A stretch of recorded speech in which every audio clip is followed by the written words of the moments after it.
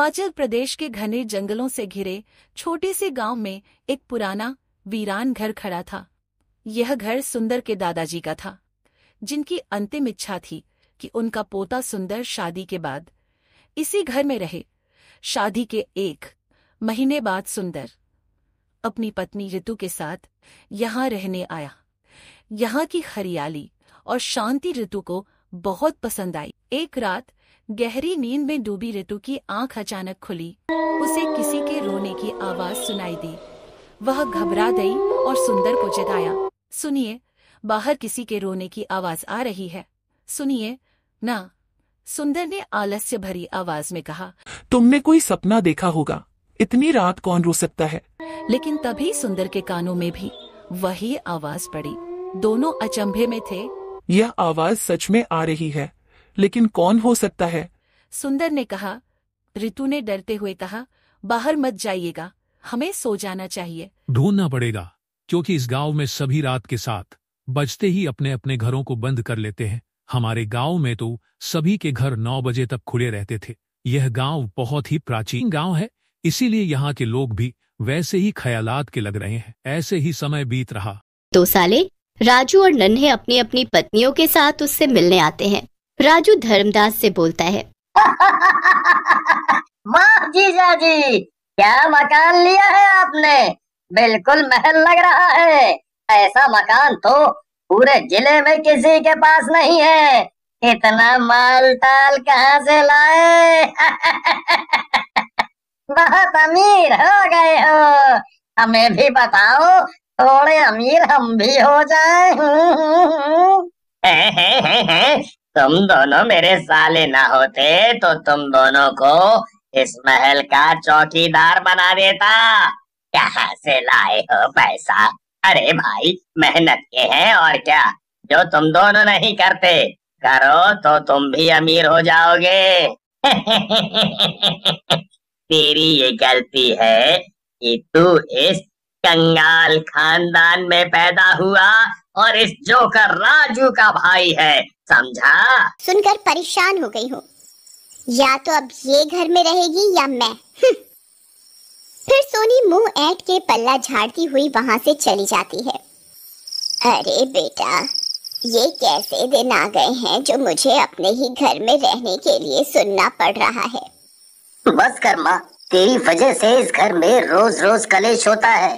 मैं तंग आ गया हूँ रोज रोज की खिटखिट से। तू अपना बोरिया बिस्तर बांध ले, कल सुबह मैं तुझे वृद्धाश्रम छोड़ के आऊंगा। बुढ़िया दंग रह जाती है कि उसका बेटा ही उसे घर से निकालने को तैयार है, तो किसी और से क्या कहे। आधी रात को ही बुढ़िया 2 जोड़ी कपड़े लेकर घर से बिना किसी को बताए निकल जाती है। सुनसान रात को काले अंधेरे में खाली सड़क पर बुढ़िया अकेले चल रही होती है।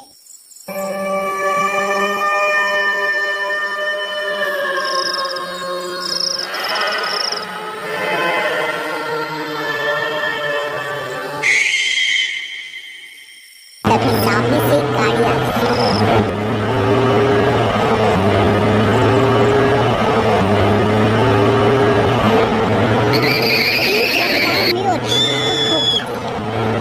बुढ़िया वहीं एकाएक ढेर हो जाती है। गाड़ी तेज रफ्तार में निकल जाती है। अकाल मृत्यु के कारण बुढ़िया एक चुड़ैल का रूप ले लेती है।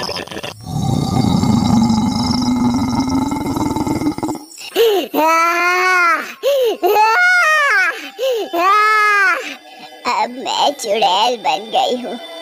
अब मेरे पास ताकत आ गई है। अब मेरा सामना कोई नहीं कर सकता।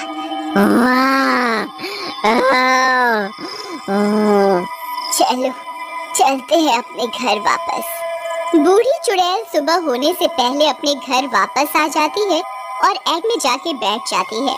वहीं बैठकर अपने बेटे बहू के उठने का इंतजार करने लगती है। सुबह होने पर अलार्म बजता है। अजी अलार्म बंद करो, आज मैं थोड़ा लेट उठूंगी आराम से। वैसे भी रोज रोज के ड्रामे से मेरा सर दुखने लगता है।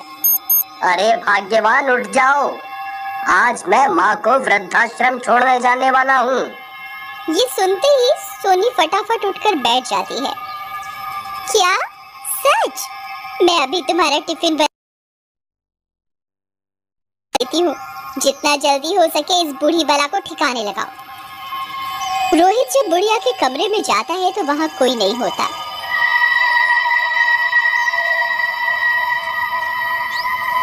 कमरा खाली पाकर वो सोनी को बताता है, चलो अच्छा ही है, बुढ़िया खुद ही कहीं चली गई, हमारी टेंशन ही खत्म हो गई। अब कोई पूछेगा तो कह देना कि उनकी दिमागी हालत खराब थी, पता नहीं रात को कहीं निकल गई, हमारे ऊपर इल्जाम भी नहीं आएगा। दोनों पति पत्नी हंसने लगते हैं।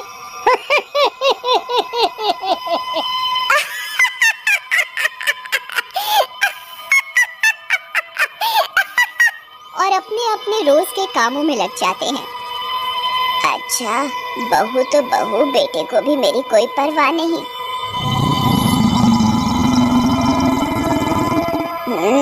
इस बहू ने मेरे बेटे को भी अपने जैसा ही बना दिया।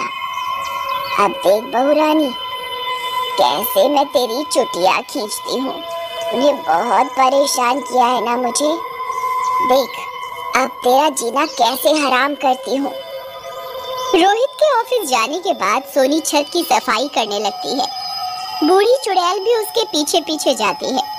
सोनी झाड़ू मारने लगती है। चुड़ैल साफ जगह पर फिर से कूड़ा बिखेरने लगती है। अरे ये कोना तो मैंने अभी साफ किया था। शायद भूल तो नहीं गई, क्योंकि साफ किया होता तो गंदा नहीं होता। चुड़ैल सोनी के पीछे खड़ी होती है। सोनी वो जगह फिर से साफ करती है।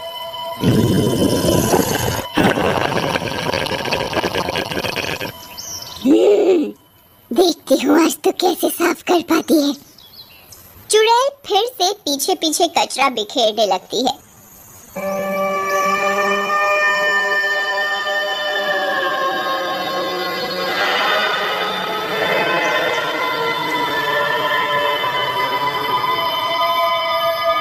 सोनी को समझ नहीं आता कि ये क्या हो रहा था उसके साथ।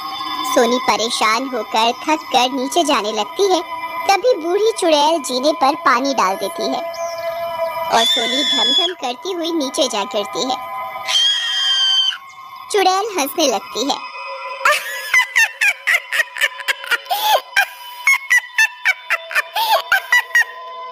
हाय मेरी कमर, अम्मा, कमर ही टूट गई मेरी तो आज। हे राम।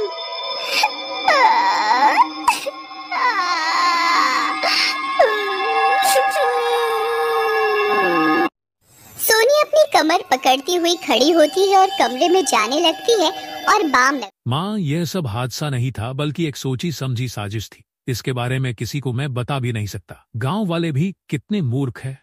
इनको कोई भी आसानी से मूर्ख बना सकता है। यह तू क्या कह रहा है? अपनी माँ को तो बता बेटा। और अपनी माँ को जो कुछ बताता है उससे आशा हैरान थी। ऐसे ही समय बीत रहा। रात का समय था। गांव में चारों तरफ शांति छाई थी। उसी समय अंधेरे में एक साया लालटेन पकड़े हुए जल्दी जल्दी कहीं चला जा रहा था। लेकिन जैसे ही वह गांव के किनारे पहुंचता है, उसे उसी समय पीछे से एक आदमी रोकता है और बोलता है, कौन हो तुम और कहां जा रहे हो? तुम्हें पता है ना, इस गांव से रात में बाहर जाना मना है। फिर भी तुम जा रहे हो। उस आदमी की बात सुनकर साया पलट जाता है। वह साया कोई और नहीं बल्कि गांव में नया नया आया राजू था। उस आदमी की बात सुनकर बोलता है, भाई साहब, आपने तो मेरी जान ही निकाल दी। भला ऐसे भी कोई रोकता?